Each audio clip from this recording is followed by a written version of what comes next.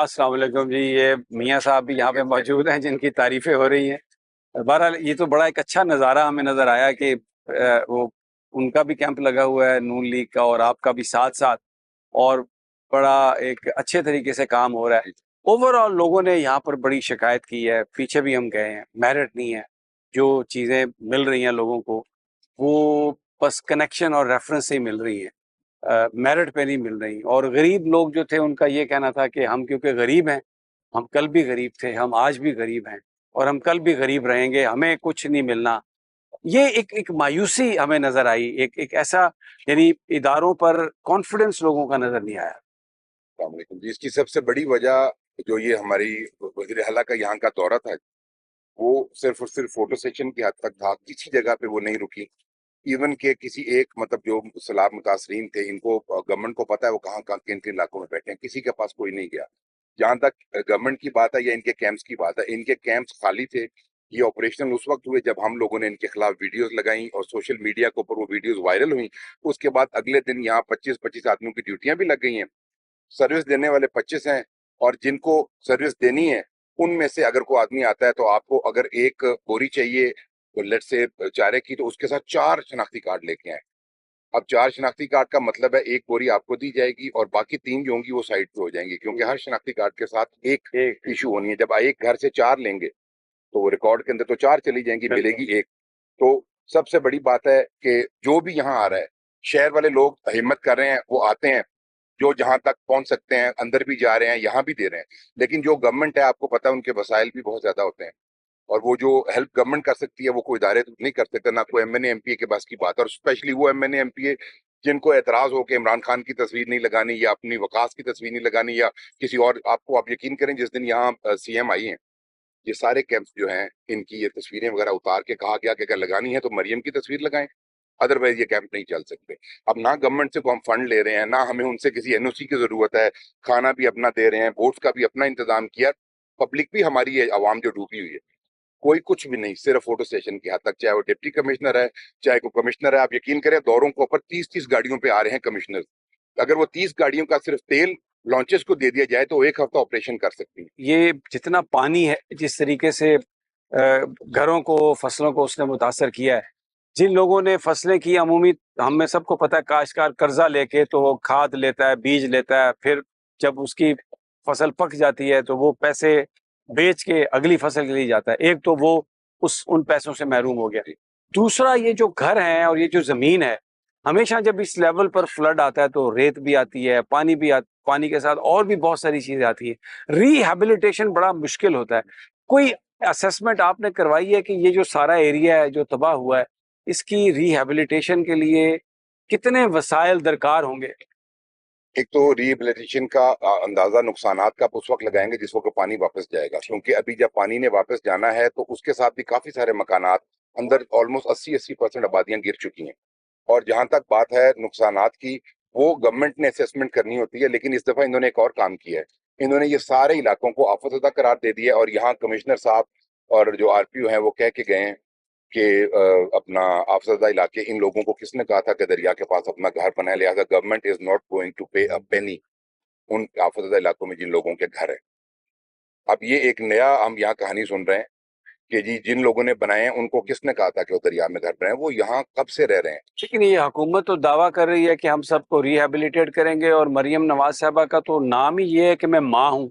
जी बिल्कुल, वो लाहौर की माँ है जी।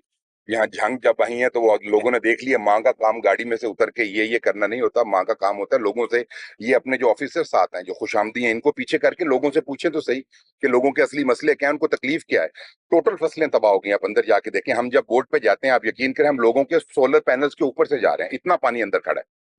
और फसलें, सब्जी, ये एरिया जितना था यहाँ सब्जी लगती थी, ये बड़ा अच्छा कल्टीवेशन के लिए बेस्ट लैंड था। आप अंदर जाके देखें, कंप्लीटली तबाह हो गया। और इन लोगों को सिवाय दिलासों के कुछ नहीं मिलेगा। कोई शहर वाले इमदाद दे रहे हैं, कुछ उनके अपने सियासी कर रहे हैं, कोई प्राइवेट इदारे कर रहे होंगे, वो लोग सब शौक से कर रहे हैं।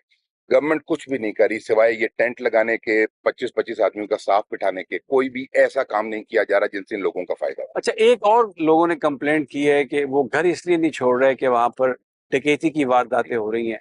اور وہ بے یار و مددگار کھڑے ہوتے ہیں، دور سے دیکھ رہے ہیں ڈاکو لوٹ رہے ہیں ان کے گھروں کو لائٹ، لیکن پولیس نہیں آ رہی وہاں پہ.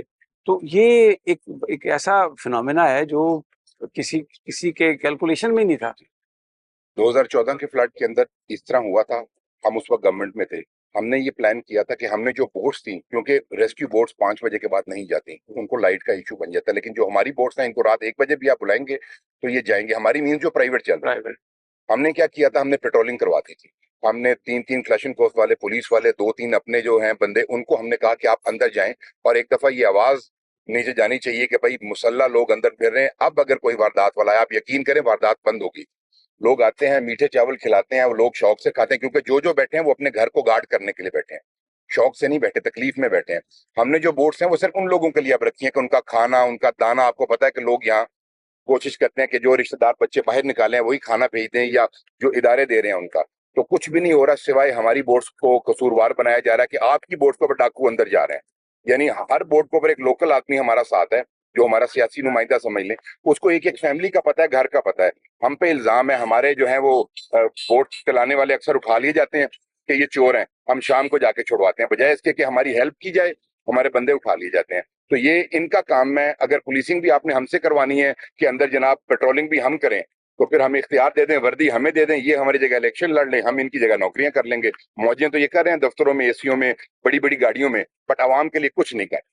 وقاص صاحب یہاں پر آ نہیں سکتے، جی بے انتہا پرچے ہیں، تو لیکن ظاہر ہے پولیٹیکلی آپ ان کے بہت زیادہ آپ کی سپورٹ انہیں حاصل ہے. یہاں پر ہم نے سنا، لوگوں کی باتیں سنی، اس سے بہت زیادہ اپریسیشن تھی ان کی. تو ان لوگوں، وقاص صاحب کی جو غیر موجودگی ہے وہ کیسے امپیکٹ کرتی ہے اور آپ اس کو کیسے کاؤنٹر کرتے ہیں؟ جس وقت ہم پہلے دن یہاں آئے ہیں جی، ہم تقریباً کوئی 2 سال کے بعد آئے ہیں، تو میڈیا پرسن نے کویسچن کیا آج آپ یہاں کس طرح.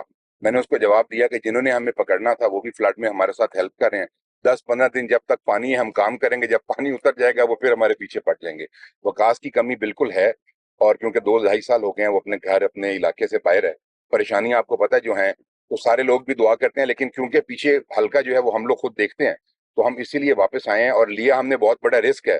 ابھی ہم سن رہے ہیں کہ پیٹرول پمپس بھی بند ہوں گے، ملیں بھی بند ہوں گی، گھی کی بھی کوالٹی ٹھیک نہیں ہوگی، ٹرانسپورٹ بھی جو ہے وہ سپیڈ کرے گی. بہت کچھ ہو رہا ہے جو میں یہ بولتا ہوں، کیونکہ سب سے پہلے ڈسٹرکٹ کے اندر میں نے پہلا بیان دیا تھا اور کہا تھا کہ سختیاں اب شروع ہو جائیں گی، لیکن کیونکہ لوگوں کی تکلیف ہے تو وہ ہماری جو سختیاں اس سے ان کی تکلیف بڑی ہے. کم از کم آواز ضرور اٹھائی جائے. اپوزیشن کے اندر آپ اور کچھ نہیں کر سکتے. باقی ہم اپوزیشن کے ساتھ اپنا ایک اور حق بھی ادا کر رہے ہیں. جس پوزیشن میں جس قابل ہیں ہم اپنے لوگوں کے ساتھ کھڑے بھی ہیں اور ان کی ہیلپ بھی کر رہے ہیں. اور پی ٹی آئی کی طرف سے ہمیں بڑی ہیلپ ہے. ہمیں کے پی کے سے بہت جو ہے وہ وہاں سے راشن آ رہا ہے. پنڈی اسلام آباد سے ہمارے پی ٹی آئی کے جو دوست ہیں وہ بھی بھیج رہے ہیں. 1-2 گاڑیاں کر کے آ رہی ہیں. جس طرح ہم نے ان کی ضرورت کے وقت ہیلپ کی تھی، اب ہم مصیبت میں ہمارے وہاں کے جو بھائی ہیں وہ ہماری ہیلپ کر رہے ہیں. اچھا یہ بتائیے کہ لوگوں کا کانفیڈنس کا لیول کیا ہے؟ بہت سارے لوگ جب ہم ان سے ملتے ہیں تو وہ کہتے ہیں کہ بس جی وہ خان صاحب تو ایک اب بند گلی میں آ گئے ہیں، پتہ نہیں اب کیا ہوگا، وہ تو بالکل ڈیڈ لاک آ گیا ہے. تو کچھ لوگ اس سے مایوس بھی ہوتے ہیں صورتحال سے. یہاں پر جو عام لوگ ہیں وہ کیا آپ کو بتاتے ہیں؟ کیا آپ ان کی بات چیت ہوتی ہے؟ وہ ابھی دے آر ہوپ فل، پر امید ہیں؟ جو ہمارے علاقے ہیں نا جی، یہ ادھر ایک بات بڑی اچھی سمجھی جاتی ہے. اگر کوئی آدمی اپنے سٹانس کے ساتھ کھڑا ہو جائے نا، اور وہ کسی قسم کی کمزوری نہ دکھائے، جو خان صاحب نے تاریخی طور پہ جو یہ کر کے دکھا دیا ہمارے علاقے میں، اس چیز کو ویسے ہی بڑا اچھا سمجھا جاتا ہے. وقتی طور پہ مصیبتیں پریشانیاں ہیں، اللہ تعالیٰ انشاءاللہ دور کرے گا. ہماری دعا ہے خان صاحب، کیونکہ خان صاحب نے باہر آنا ہے تو ہم لوگوں نے بھی جو ہے وہ ایزی ہونا ہے. تو ہم سب جو ہیں وہ انٹر لنک ہیں ایک دوسرے کے ساتھ. تو یہاں خان صاحب کے لیے اسپیشل دعا بھی ہوتی ہے. اور پکچرز ہم اسی لیے لگا کے بیٹھتے ہیں کہ اگر کوئی گزرے، لوگ یقین کریں خان صاحب کی تصویر دیکھ کے دعائیں بھی دیکھے جائیں. بہت بہت شکریہ شیخ نواز اکرم، بہت شکریہ آپ کا. یہ یہاں پر سینٹیمنٹ ہے سارا انسینسرڈ، آپ کے سامنے لوگوں کی رائے، شیخ صاحب کی گفتگو، پھر ادھر سرکاری کیمپ میں بھی جو لوگوں نے باتیں کی، عام آدمیوں نے جو باتیں کی. میرا خیال ہے مجھے کہنے کی ضرورت نہیں، آپ کو سب اس سے سمجھ آ جائے گا. بٹوین دا لائنز بھی، خاموشیاں بھی، مسکراہٹیں بھی، اسمائلز بھی، وہ سب ایک میسج اس میں چھپا ہوا ہے. اور سب کو پتہ ہے کہ پاکستان میں کیا ہو رہا ہے اور اس ساری صورتحال کا حل کیا ہے. اجازت دیجیے مجھے یہاں سے. اللہ نگہبان.